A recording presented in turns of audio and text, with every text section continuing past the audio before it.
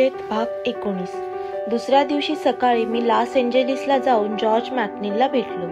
त्याने शांतपणे माझी ग्लास धुवून कपाटात कसा ठेवला याची कहाणी ऐकून घेतली. आता जरी या भानगडीतून ती मुक्त होईल ना? तो म्हणाला, मी याबद्दल खात्री देऊ शकत नाही, पण या कथनामुळे थोडी मदत होऊ शकेल. तुम्हाला हे लवकर सुचायला हवं होतं. जर बूसला आधी कळलं असतं तर चित्र वेगळं राहिलं असतं. मला वाटतं तुम्ही पोलीस हेडक्वार्टरला जाऊन जे मला सांगितलं ते तिथे सांगा. तुम्हाला कुणीही विचारण्यापूर्वी जर तुम्ही बूसला सांगितलं तर ते जास्त महत्वाचं आहे. मी आत्ताच जातो असं म्हणून मी उभा राहिलो. एक मिनिट मिस्टर रिगन. त्याचे सतर्क आणि गूढ डोळे मला छिद्र पाडित होते. मला तुम्हाला सतर्क करायला पाहिजे की अशा पुराव्याला तेव्हाच अर्थ प्राप्त होतो जेव्हा तो कुठलाही स्वार्थ किंवा इंटरेस्ट नसलेला त्रयस्थ असेल. तुम्हाला या केसमध्ये तेवढा इंटरेस्ट आहे? मी दुसरीकडे पाहू लागलो. मी म्हणालो, जर माझ्या या स्टेटमेंटमुळे मिसेस डेलेनी निर्दोष सिद्ध होणार असेल, ती मोकळी होणार असेल, तर मला रुची आहे, इंटरेस्ट आहे. मला याबद्दल म्हणायचं नाही. तो धारदार आवाजात म्हणाला, तुम्ही जेव्हा बूसला हे सर्व सांगाल तेव्हा त्याचा सर्चिंग फोकस लाईट तुमच्यावरती पडेल वा तुमच्या या साक्षीमुळे सर्व खटलाच बदलेल. मिसेस डेलेनी विरुद्ध गोळा केलेले पुरावे उलटे पालटे होतील. हा उशिरा आलेला पुरावा ठरेल. शिवाय तुमची साक्ष खरी आहे हे सिद्ध करणारा पुरावा तुमच्याकडे आहे का? बूसला वाटेल की तुम्हाला मिसेस डेलेनी निर्दोष सुटावी म्हणून तुम्हाला रुची घेत आहेत. त्याला असं वाटेल की मिसेस डेलेनी व तुमचे संबंध आहेत. शिवाय त्यानं पुरावे गोळा करायला सुरुवात केली तर ही केस बूस करिता अगदी सोपी होऊन जाईल. असा काही पुरावा आहे का? मी काहीच बोललो नाही. या क्षणी मला वाटलं की आपण उगाच गिल्डाला इटालियन रेस्टॉरंटमध्ये घेऊन गेलो, पण त्यावेळी भविष्यात असा प्रसंगाला तोंड द्यावं लागेल याची कल्पना होती आपल्याला. मी त्याला सांगितलं, आम्हा दोघांमध्ये तसा प्रेमसंबंध कधीच नव्हता व नाही आहे. केवळ ओळख म्हणावं, मैत्री किंवा सहानुभूती. मी फक्त एकदाच त्यांना इटालियन रेस्टॉरंटमध्ये घेऊन गेलो होतो आणि याची डेलेनीला कल्पना होती. आम्हाला तिथे जाताना कुणीही पाहिलं नव्हतं. तिथे ओळखीचंही कुणी नाही. ही जागा अगदीच एकीकडे आडमार्गावर सी फेसवर आहे. हे एक सहज जाणं होतं. या सुतावरून कुणी स्वर्ग गाठू नये. कबूल. मग एवढंच सांगा की तुला मिसेस डेलेनी त्या रेस्टॉरंटमध्ये भेटल्या आणि त्यांच्या आग्रहास कातव तुम्ही दोघांनी एकत्र जेवण घेतलं. लक्षात राहील ना? मिस्टर रिगन, मी ज्युरी समोर मिसेस डेलेनीला एकनिष्ठ विश्वासू पत्नी म्हणून सादर करणार आहे. ती डेलेनीला सोडून गेली पण पुन्हा परतली. त्याचे अत्याचार सहन करून केवळ प्रेमापोटी परतली. त्याचा ज्युरीवर चांगला प्रभाव पडेल. तुम्हाला वाटतं का की तुम्ही तिला निर्दोष मुक्त करू शकता? मी काळजीनं विचारलं. मी एक खात्रीपूर्वक कसं सांगणार? हा जर तिच्याजवळ थोडा पैसा असेल तर तिनं लॉसनला हंटला आपल्याकडून वळवू शकेल. मला वाटतं या केसमध्ये हंट सारखा माणूस असणं आवश्यक आहे. याला किती पैसे लागतील? यावर मॅकलिननं फक्त खांदे उडवले. क्षणभर विचार करून तो म्हणाला, किमान $5,000 तरी लागतील. समजा एवढे पैसे दिले तर तुम्हाला वाटतं लॉसन तिला वाचवू शकेल, निर्दोष सोडवू शकेल? ते मला माहित नाही, पण जर लॉसन तिला सोडवू शकला नाही तर तिला कोणीही सोडवू शकणार नाही. मी अजिबात न घाबरता म्हणालो, ठीक आहे, मग त्यांना हायर करा. लावा या केसमध्ये. पैसे मी देईन. मॅकलिननं माझ्याकडे रोखून पाहिलं आणि विचारलं, तुम्हाला नेमकं काय म्हणायचंय?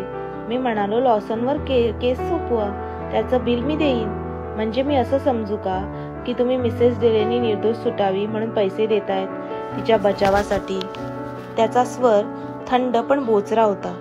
बरोबर, मी हेच बोललो. पुन्हा सांगतो, मी $5,000 देईन, पण यापेक्षा जास्त नाही.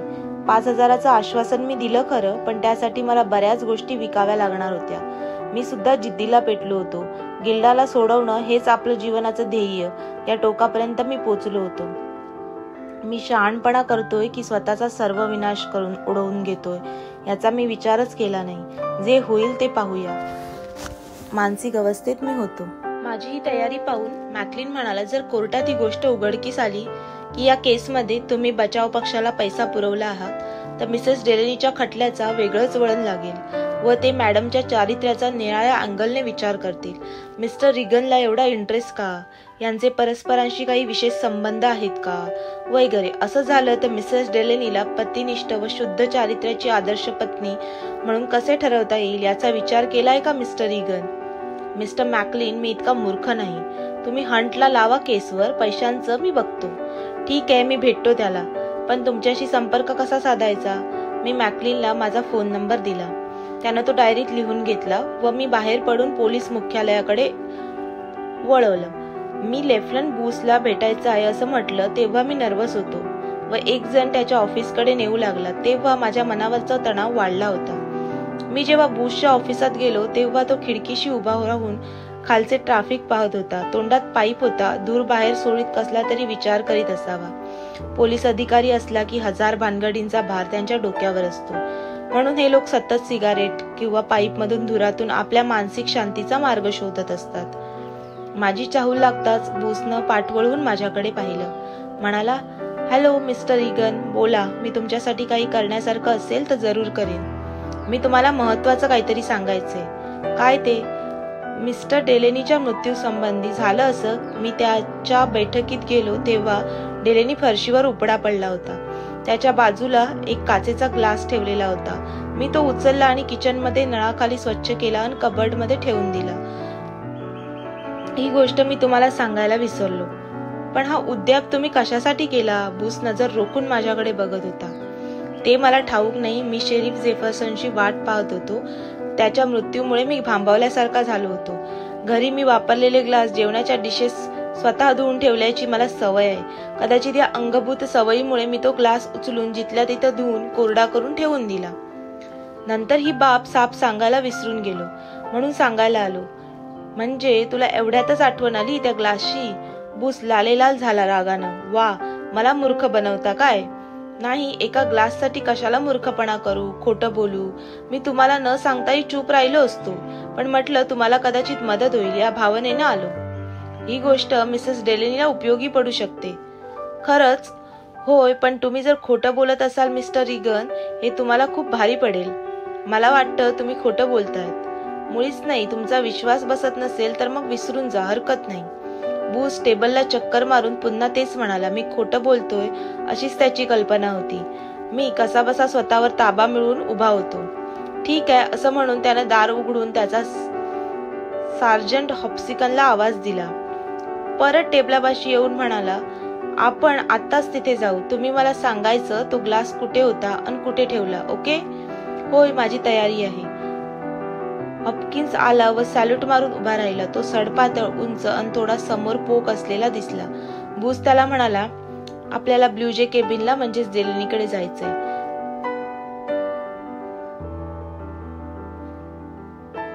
हा जोकर म्हणतो की त्याला डेलेनीकडे त्याच्या बॉडीजवळ एक ग्लास सापडला व तो याने धुवून कपाटात ठेवला. तू कल्पना करू शकतोस?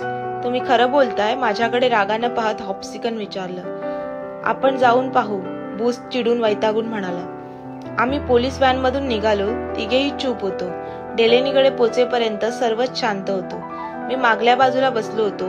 बूस व हॉप्सिकन समोरच्या सीटवर बसले होते. डेलेनीकडे पोहोचेपर्यंत मला निराशाग्रस्त व अपमानित वाटत होतं. या दोघांचं माझ्याकडे पाठ करून बसणं आणि एखाद्याला कैद्यासारखं वागवणं मला क्लेशदायक वाटत होतं. आम्ही जेव्हा डेलेनीकडे पोचलो तेव्हा मी त्यांना ती जागा दाखवली जिथं ग्लास ठेवलेला होता. नंतर कपाटात ठेवलेला तो ग्लासही दाखवला जो मी ठेवला होता. बूस मला त्या ग्लासला हात लावू देणार नाही याची मला खात्री होती. झालंही तसंच. त्यानं रुमालानं तो ग्लास अलगद उचलला आणि लांबूनच वास घेतल्यासारखं केलं. मी तो धुवून ठेवला आहे, मी त्याला सांगितलं. ऐकलंय मी ऑफिसात तुटकपणे, बूस म्हणाला. त्याने तो ग्लास हॉप्सिकन्सकडे दिला. त्यानं बूसच्या रुमालाला धरून तो प्लास्टिकच्या पिशवीत ठेवला व रुमाल बूसला परत दिला. ग्लास पाकिटात ठेवला. बूस एकाएकी माझ्याकडे पाहून उग्र स्वरात म्हणाला, ओके रीगन, आता एक सांग की तुमचे आणि मिसेस डेलेनीचे परस्पर संबंध कसे होते? मी या प्रश्नाची अपेक्षा आधीच केली होती, त्यामुळे मी उत्तरासह तयारच होतो. मी म्हणालो, त्यांचा आणि माझा तसा भावनिक संबंध कधीच नव्हता व नाही, फक्त माझ्या क्लायंटची पत्नी याच विचारानं मी विचार केलाय. तुम्ही गैर असा विचार करू नका. असं का? तुम्ही इथं टीव्ही सेट विकायला आला. तुम्हाला ती सुंदर व आकर्षक शरीरयष्टी असलेली डेलेनीची बायको दिसली. डेलेनी अपंग असल्याने तिनेच तुम्हाला मदत केली असेल आणि तुम्ही तिला बळी पडला. तुमच्या ठिकाणी मी असतो तर हेच झालं असतं. तुम्ही हेच केलं ना? नाही, सर्व माणसं सारखी नसतात मिस्टर बूस. माझा व त्यांचा कुठलाही संबंध नव्हता. तुम्ही असे घाणेरडे आरोप करू शकत नाही. विचार करून काय ते बोला. मी विचार करूनच बोलतो. पोलीसवाला असल्यामुळे पुराव्याशिवाय कधी बोलत नाही. मिस्टर रिगन, तुम्ही शपथेवर सांगू शकता का तुम्ही मिसेस डेलेनीला घेऊन बाहेर कुठे गेला नव्हता? तुम्ही दोघे एकांतात कधी भेटला नव्हता? यावेळी मॅकलिनचे शब्द आठवले. जर मी गिल्डाला बाहेर जेवायला नेलं नाही असं खोटं सांगितलं तर बूस माझ्या तोंडून ते वधवून घेईल किंवा गिल्डाकडून वधवून घेईल. शेवटी या 2 प्रश्नांचं उत्तर न देता मी म्हणालो, मी शपथेवर सांगतो की माझा तिच्याशी कोणताही संबंध नव्हता व नाही. बूसने थोडा वेळ माझ्याकडे पाहिलं आणि मग त्याने आपली नजर दुसरीकडे वळवली व नंतर म्हणाला, ठीक आहे, तू खरं बोलतोस असं मी गृहीत धरतो. मी चौकशी करणारच आहे आणि जर मला आढळलं की तू खोटं बोलतोस तर मी तुला गिल्डाला मदत करणारा म्हणून 15 वर्षांसाठी जेलमध्ये पाठवेन. हे लक्षात असू दे. मी संकटात सापडलो असं वाटत असतानाच बूस म्हणाला, ठीक आहे, तू म्हणतोस तसं, चल आपण परत जाऊ.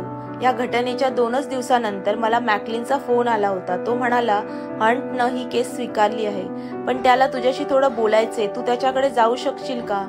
अवश्य जाईन, पण केव्हा, कुठे? आज सकाळी 11 वाजता त्याच्या ऑफिसमध्ये. त्यांचा पत्ता लिहून घे. ठीक आहे. मी मिस्टर हंटचा पत्ता लिहून घेतला. फोनवर बोलताना मॅकलिनचा स्वर वृक्ष व परकेपणा दर्शविणारा होता. लॉस एंजलिसच्या शोभिवंत व सुखवस्तू भागात लॉसन हंटचं ऑफिस 2 भागात होतं. गेल्या 10 वर्षापासून त्याने जिंकलेल्या केसबद्दल वृत्त मी नियमितपणे वाचलेलं होतं. खुनासारख्या क्रिमिनल केसेसमध्ये त्याचा हातखंडा होता. वकिलीच्या क्षेत्रात त्याचं नाव व प्रस्थ मोठं होतं. यापूर्वी मी त्याला ओळखत नव्हतो कारण पाहिलंच नव्हतं. प्रत्यक्षात त्याच्यासमोर गेलो तेव्हा तो उद्धट व निस्तेज वाटला. त्याचं वय 50 ते 60च्या दरम्यान असावं. त्याच्या चेहऱ्यावरून मूल्यांकन करणं, त्याचं पाणी जोखणं अशक्य होतं. त्याची सर्व शक्ती, बुद्धिमत्ता, पारदर्शकता त्याच्या डोळ्यात होती. हा माणूस किती पात्रतेचा आहे हे त्याच्या नजरेवरून कळत होतं. वरून अशक्त, साधा, बावळट मुखवटा असलेला ह्या हंटमधील खरा माणूस त्याच्या डोळ्यांमधूनच कळू शकत होता. त्याचे डोळे लहान व गर्द निळे होते. च्या नजर इतकी धारदार की समोरच्या भिंतीकडे पलीकडे काय आहे हे त्याला दिसत असावं असं मला जाणवलं. श्रोते हो, या कथेचा पुढचा भाग पाहण्यासाठी उजवीकडे दिलेल्या लिंकवर क्लिक करा. इथे तुम्हाला पुढचा भाग मिळून जाईल. तसेच चॅनलवर नवीन असाल तर लोगोवर क्लिक करून चॅनलला सबस्क्राईब करा. कथा आवडली असल्यास लाईक, शेअर आणि कमेंट करा. धन्यवाद.